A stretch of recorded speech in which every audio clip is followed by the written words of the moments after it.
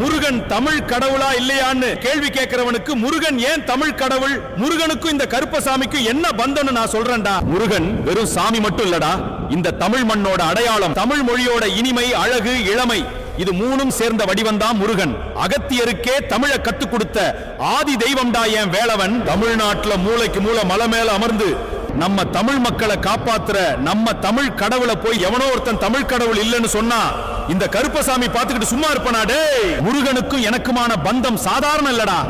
முருகன் பெரிய மலைகள் மேல கம்பீரமா அமர்ந்திருக்கான். அவனோட எல்லைக்கும் அவனை தேடி வர்ற தமிழ் மக்களுக்கும் அடிவாரத்துல வீச்சருவாளோட காவலுக்கு நிக்கிறது இந்த 18ஆம் படி கருப்பசாமிடா. நீ தோல்ல காவடி தூக்கிட்டு அரோகரான்னு சொல்லி முருகன் மலை ஏறுறப்ப உனக்கு முன்னாடியும் பின்னாடியும் துணையா வர்றது இந்த கருப்பசாமி தான். முருகன் கையில் இருக்கும் வேல் வெற்றியை தரும்.